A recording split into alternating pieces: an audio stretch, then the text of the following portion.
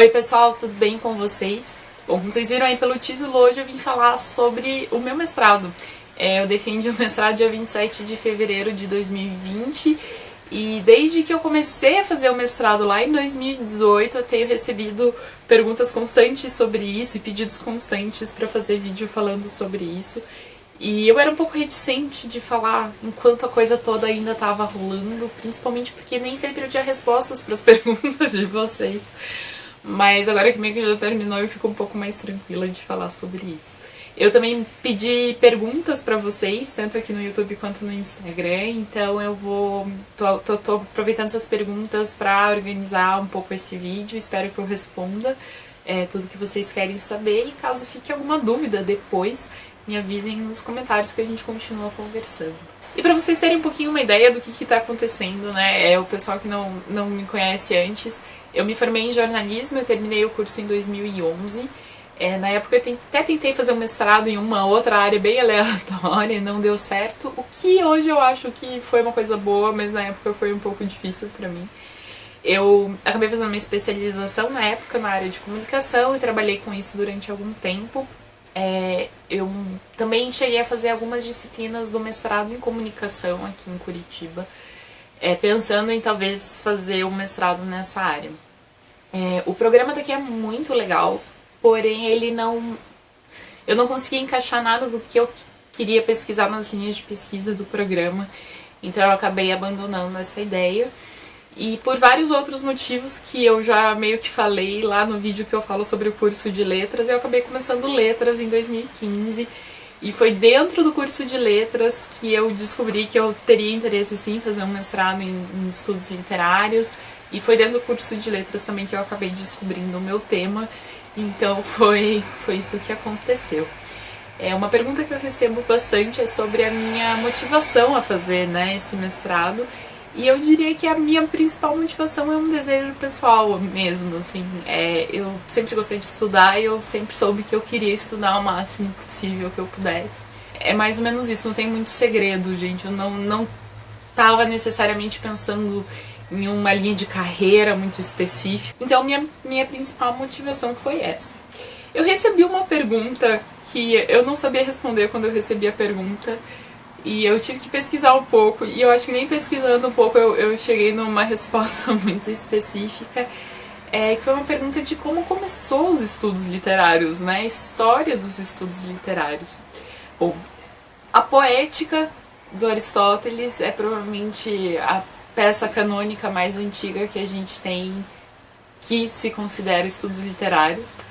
Então a gente tem produção em estudos literários há bastante tempo, desde os gregos antigos. Eu consegui achar informações do programa específico. Eu fiz o mestrado em estudos literários na Universidade Federal do Paraná, na UFPR.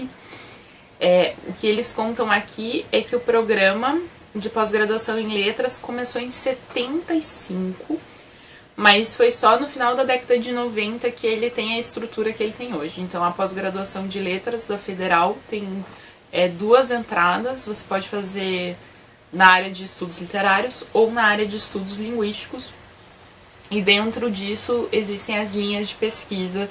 Então a minha linha de pesquisa era alteridade, mobilidade e tradução, e eu tô colando porque eu sempre confundo a ordem dessas 3 palavras.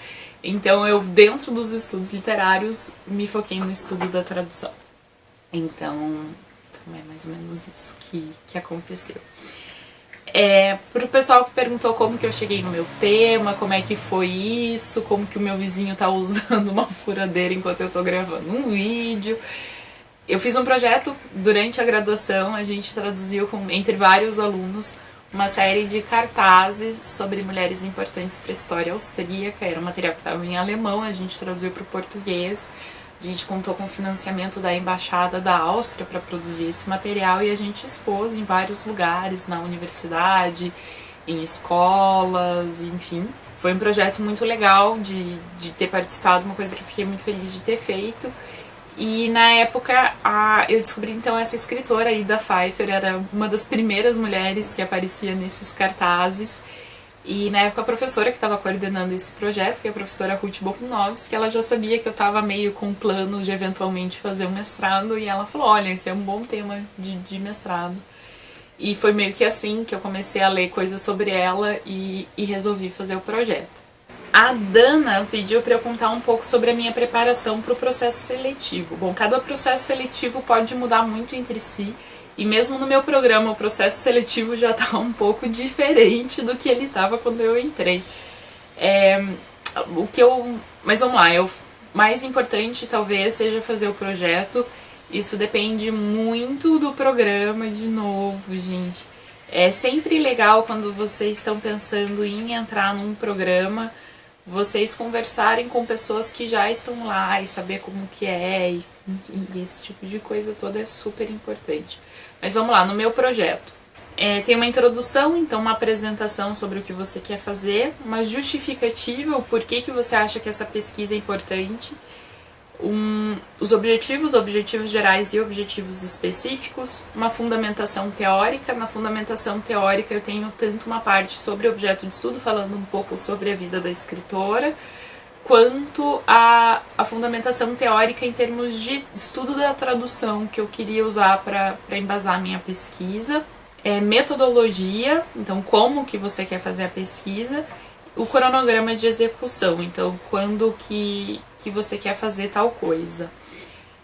O mais, talvez, importante do projeto é que ele faça sentido. Você talvez não precise ter todas as respostas, afinal você está fazendo o projeto para uma pesquisa que vai acontecer durante os próximos 2 anos, no caso de um mestrado, ou 4 anos, no caso de um doutorado. E você não precisa ter todas as respostas, mas dizer quais respostas que você não tem e como você pretende chegar nelas, talvez seja um passo importante do projeto também. O projeto às vezes muda durante a pesquisa. Eu mudei um pouco o projeto. Por exemplo, um dos autores que eu estava pensando em usar para falar sobre tradução, eu vi que os conceitos que eu estava pensando em usar não realmente se aplicavam para o que eu queria, que era um pouco diferente, que a relação que eu estava tentando construir no projeto não colava muito, na verdade, e eu acabei mudando isso durante o projeto e procurando outras coisas que se encaixavam melhor para minha argumentação. E no fim acho que ficou bem melhor do que o projeto, e é justamente isso, né, gente? Se a gente apresentasse um projeto já perfeito, a gente não precisava passar pelo processo inteiro do mestrado e do doutorado para realizar isso, né? Então, sobre o projeto, acho que é isso que é mais importante. Então, o que mais me levou tempo antes, né, pro processo de preparação, foi com certeza fazer o projeto. Eu acho que você tem que fazer, não deixar para fazer em cima da hora, ler algumas coisas antes, escrever, deixar um tempo guardado, ler de novo, porque deve ter um senso crítico maior, e eu diria que é isso. A gente, na época que eu entrei, tinha uma prova, então eu também estudei um pouquinho para a prova. O meu programa, por exemplo, não tem mais prova, a última entrada já não tinha prova, então, de novo, depende muito do projeto. Alguns programas costumam indicar uma bibliografia para a prova, então é muito importante ler, se for esse o caso. No meu caso, a gente tinha que fazer análise de um texto literário, então o que eu li mais foram análises de texto para, né, ver como que elas eram construídas e coisas assim. Como aluna regular, como foram as etapas de tirocínio, qualificação? Bom, no meu programa a gente, no mestrado, faz as disciplinas no primeiro ano. E no primeiro ano, então, o ideal é que você consiga ligar essas disciplinas com o tema da sua pesquisa. E muitas vezes eu consegui fazer todos os trabalhos finais das disciplinas voltado já para o meu tema de pesquisa.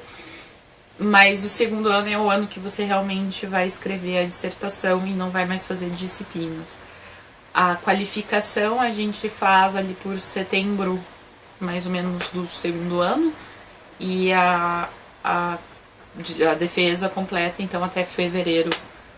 Né? Porque no fundo a gente entra em março de 2018, então a gente tem até fevereiro de 2020 para terminar, é mais ou menos isso. E ela também perguntou se minha pesquisa teve que passar por conselho de ética. Felizmente não. Eu já tive uma pesquisa lá na época do jornalismo há bastante tempo, de iniciação científica que precisou passar pelo Conselho de Ética, porque eu fazia um grupo focal com pessoas sobre um filme. E é muito incômodo. Eu acho o trabalho do Conselho de Ética muito importante, não me entendam mal, não é isso que eu tô falando. Mas ele não é tão bem formatado para pesquisas desse tipo, de entrevistas, de conversas e coisas assim. E na realidade foi um obstáculo muito grande para o que eu queria fazer naquela época. Então eu desejo toda a sorte do mundo para quem precisa passar a pesquisa pelo Conselho de Ética. Mas dessa vez eu não trabalhei com pessoas, né? A gente precisa passar pelo Conselho de Ética quando você está trabalhando com pessoas diretamente, então fazendo entrevistas, grupos focais ou nas áreas de saúde, por exemplo, fazendo realmente testes com as pessoas e tal. Algumas pessoas me perguntaram se a pesquisa vai ser publicada. Sim, agora eu tenho um tempo para fazer algumas modificações no texto, algumas modificações que foram sugeridas pela banca. Na realidade foram bem poucas coisas, eu fiquei bem feliz com isso, mas tem algumas melhorias pontuais para se fazer. E depois então que eu entregar essa versão super final, isso fica arquivado na biblioteca e pode ser acessado. Então quando isso acontecer eu aviso vocês, mas vai demorar bastante tempo, não fiquem ansiosos. Porque eu ainda tenho uns meses para entregar, depois todo o sistema deles, enfim, tem alguns meses, então, enfim, eventualmente acontece. Alguém também me perguntou se eu pretendo fazer doutorado. Um dia, sim, eu não estou atualmente matriculada no doutorado, não sei se vai ser tão logo, isso tudo depende muito do que for acontecendo aí na minha vida e veremos. Algum momento eu pretendo fazer doutorado, sim. E eu recebi também algumas perguntas para contar um pouco mais sobre o tema da pesquisa, e essa provavelmente é a parte mais legal para ser comentada, então vamos lá. Eu estudei uma escritora austríaca chamada Ida Pfeiffer. A Ida nasceu em 1797 e faleceu em 1858. Ela era a única filha de um grupo de muitos meninos e inicialmente o pai dela criou todos eles mais ou menos do mesmo jeito. E ela tinha desde muito jovem uma vontade de estudar e de ser uma exploradora, de viajar. Então a gente está na época em que tem muita literatura de viagem e que isso é um aspecto central da educação e da cultura. É o momento do imperialismo, é o momento do colonialismo. Então, essa é uma questão central. Ser explorador, ser viajante naquela época era uma coisa muito, muito valorizada socialmente. Era o momento das grandes expedições e etc. Então esse tipo de literatura de viagem que contava essas experiências eram os livros mais vendidos daquele momento e muito da cultura daquela época girava ao redor disso. E ela consumia esses livros e consumia essas histórias, né? Quando o pai dela falece, a mãe dela faz com que ela tenha que adotar estilos de vida mais femininos, mais adequados para a época. Na época, essas meninas, por exemplo, não estudavam muito, elas costumavam ter uma educação para ler, uma matemáticazinha ali básica, e muito voltada para a administração de uma casa, cuidado familiar e etc. Ela teve muitos conflitos com a mãe nesse período. Ela quis casar com um tutor, porque ela se apaixonou, mãe não deixou porque achava que ela conseguia pretendente melhor, outros novos conflitos com a mãe. Ela acabou casando com um cara 24 anos mais velho que ela, que é o Mark Pfeiffer, e ele era funcionário público e a mãe acreditava que isso seria o suficiente para assegurar um futuro muito bom para sua filha. Acontece que Mark Pfeiffer ficou envolvido num escândalo de corrupção. Na realidade, ele denunciou um escândalo de corrupção de seus superiores e ao invés de mudar os problemas, ele acabou sendo demitido e foi isso, fim da história. O que fez com que o casal passasse por muitas dificuldades financeiras de vários tipos. Ela inclusive começou a trabalhar, ela começou a dar aulas escondida, porque não podia dar aula, mas para conseguir ganhar uma grana. E os dois tiveram 2 filhos. Em determinado momento ela prefere ir pra Viena, acha que com a vida com esse cara tá muito instável, que ela não consegue dar uma educação adequada pros filhos.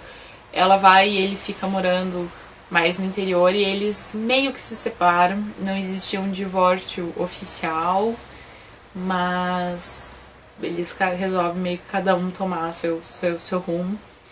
E quando esses dois filhos já estão crescidos, já têm suas próprias vidas e etc., ela resolve que é hora de voltar com aqueles planos que ela tinha na infância, as vontades dela, e começa a viajar. A primeira viagem dela, ela vai para Jerusalém, passa pela Itália e etc., e tem um pouco essa roupinha de ser uma peregrinação, o que na época era uma justificativa mais ou menos adequada para uma mulher viajar. As mulheres não viajavam sozinhas com tanta frequência, então tem tudo isso para ser levado em consideração, né? A história que a gente tem hoje é que ela só foi e gastou todo o dinheiro dela quase para viajar. Ela tinha aparentemente pouca crença de que ela voltaria com vida, uma coisa muito arriscada viajar na época. E que um editor, ao saber dessa história, entrou em contato com ela perguntando se ela não queria escrever um livro. Então, é isso que a gente sabe, gente. Se realmente foi isso, se ela já sabia que ela queria escrever antes, a gente não tem como confirmar. Mas é uma pulguinha que eu tenho atrás da orelha. E, enfim, supostamente ela foi convidada, então, e escreveu o livro, um pouco reticente, mas pensando que o dinheiro que ela conseguiria obter com esse livro poderia permitir para ela novas viagens, o que de fato aconteceu. A segunda viagem dela foi para a Islândia, e outro livro, o segundo livro dela, então, Viagem para a Islândia. E a terceira grande viagem dela foi Uma Volta ao Mundo. Essa é o livro do qual eu me ocupei na dissertação. Ela vai sair da Áustria, vir por mar para o Brasil. Ela fica cerca de 3 meses no Brasil, isso é 1846. Depois ela dá a volta, vai para o Chile, fica bem pouco tempo no Chile e vai para a China. E dela segue principalmente por terra, pela Ásia, até voltar para a Europa. E essa é a volta ao mundo dela. E o meu objeto de pesquisa, então, foi esse período que ela sai da Europa e vem para o Brasil. Então, um capítulo do deslocamento de barco, os meses que ela fica no Brasil até ela sair e chegar no Chile. Isso dá mais ou menos umas 100 páginas de texto. Então, o que eu fiz foi analisar e traduzir essas mais ou menos 100 páginas de texto. O livro inteiro é muito interessante e eu ia gostar muito de ter a oportunidade de traduzir o livro inteiro também, mas eu achei que pro mestrado, pro tempo do mestrado, pra característica de uma pesquisa de mestrado, esse era um objeto possível. O livro inteiro ia ser um corpus muito grande pro tempo que eu tinha. Bom, então a minha pesquisa tem essa contextualização histórica, então, tanto de um viés biográfico da Ida, um viés contextual, então quem eram as outras pessoas que estavam viajando, quem eram os grandes nomes da época, o que estava acontecendo, quais eram os outros livros publicados, as outras mulheres viajantes que vieram para o Brasil também. Do que eu consegui pesquisar, do que eu tive notícia, a Ida provavelmente é a primeira mulher que veio sozinha para o Brasil com o objetivo explícito de viajar. A gente tem relatos anteriores, mas são mulheres que vieram com seus maridos, que vieram para trabalhar, coisas bastante diferentes do perfil de viagem da Ida. Eu tenho um capítulo, então, falando sobre a questão da tradução. Eu me apoio muito num termo alemão que chama Bildung, que é um termo bastante complexo e é uma espécie de um valor cultural em que se acreditava que tudo podia passar por um processo de melhora e de crescimento. O Bildungsroman, romance de formação, vem desse termo e vem dessa época também, que é esse constante aprimoramento do indivíduo, a formação do indivíduo. E um autor francês, um pesquisador francês chamado Antoine Berman vai argumentar que a tradução estava muito inserida nessa ideia, nesse contexto de Bildung, porque a tradução era uma maneira de você ter acesso a coisas que você não conhecia e continuar sua formação a partir disso. A própria viagem também era muito importante, justamente por essa entrada em contato com o diferente. E eu me apoio em tudo isso para defender que a tradução dessa obra também cria um processo de Bildung, tanto para o texto quanto para quem for ler isso hoje, né? A gente tem que pensar então que ela está imersa nesse contexto colonial e imperialista, que ela é uma europeia vindo para outros lugares e que isso entra em conflito, né? Ela vai trazer seus preconceitos, ela vai trazer seus julgamentos de mundo, ela vai avaliar o mundo de acordo com os padrões dela de moralidade, de o que é certo. E isso transparece na escrita dela, ao mesmo tempo em que ela se propõe a passar por questões muito difíceis para viver essas experiências, conhecer essas novas realidades. Então existe esse conflito muito grande na escrita dela. Eu também tenho um capítulo em que eu discuto as características do texto, o que ressalta aos olhos em termos de característica do texto dela, e como que a gente pode avaliar tudo isso a partir de perspectivas decoloniais. E pensando nessas perspectivas decoloniais, que eu penso que é possível fazer um texto que faça sentido pra gente hoje. Então eu proponho uma edição crítica dessa tradução, partindo então dessas perspectivas todas.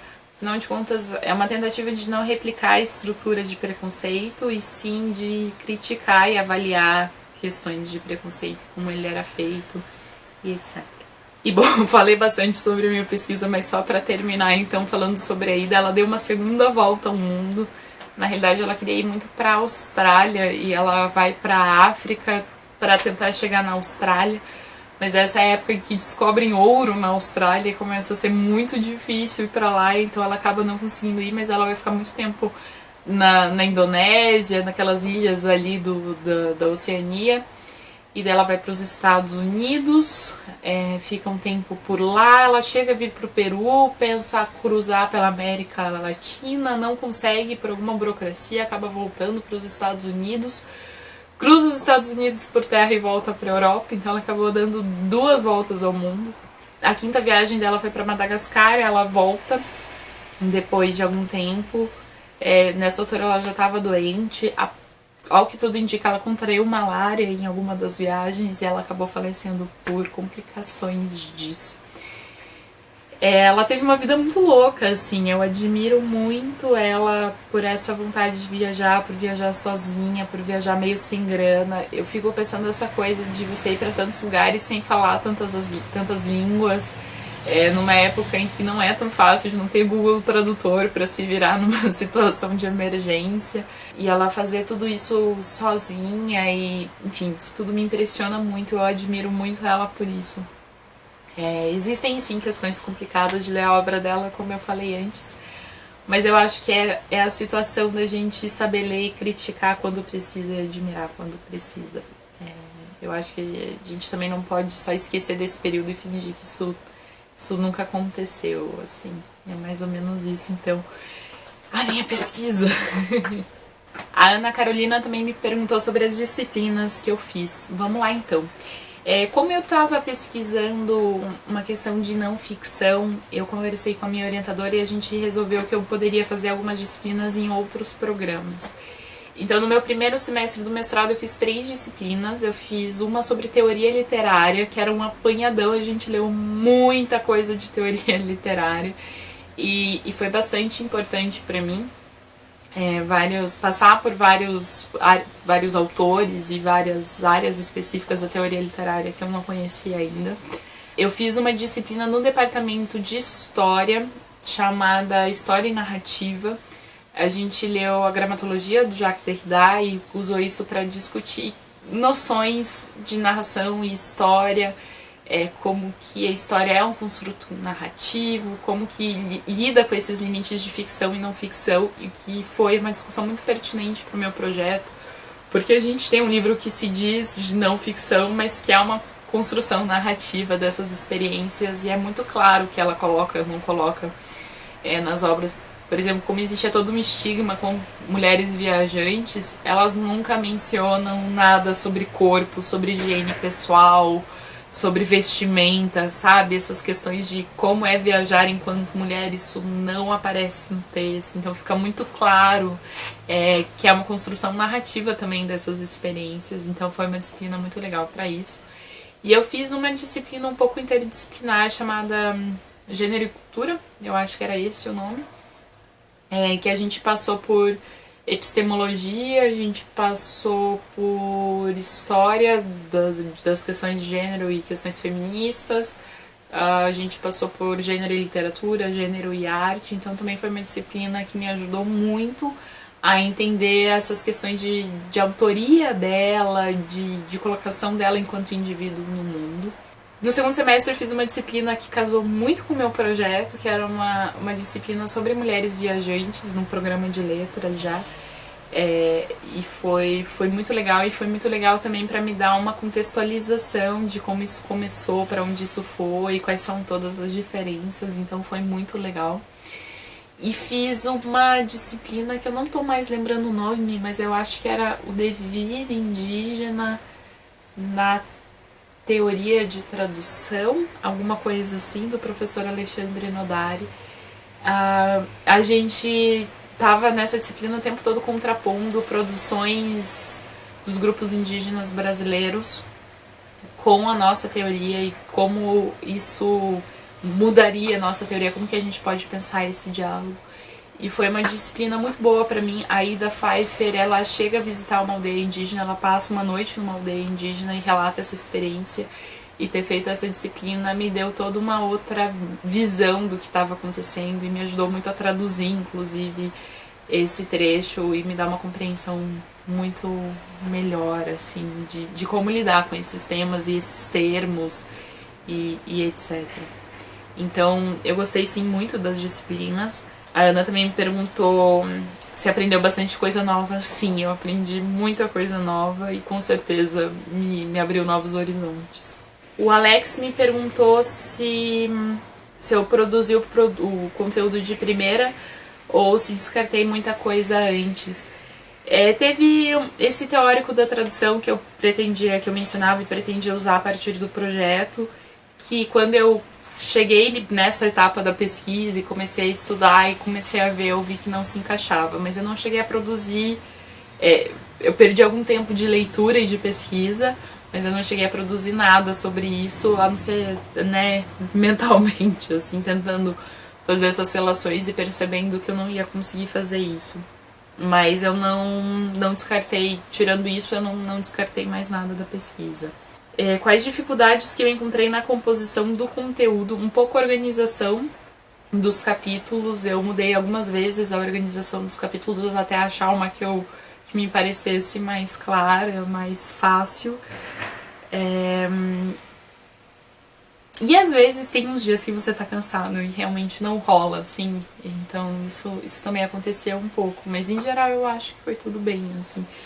No fundo é muito uma questão de sentar a bunda e fazer, sabe? É muito trabalho, é muito tempo e a gente às vezes cansa, mas pra mim foi isso, você senta e faz, assim, é isso que é o segredo, eu acho, pelo menos. Pra mim foi esse o segredo. Perguntou se teremos o link eventualmente, sim, mas isso ainda pode demorar um tempo. Bom, pessoal, então eu acho que era mais ou menos isso que vocês me perguntaram e era mais ou menos isso que eu tinha pra contar pra vocês. Espero que vocês tenham gostado. Me avisem, então, caso tenham outras perguntas que não tenham sido respondidas nesse vídeo, que eu vou fazer o meu melhor pra responder pra vocês. E é isso. Até a próxima. Tchau, tchau.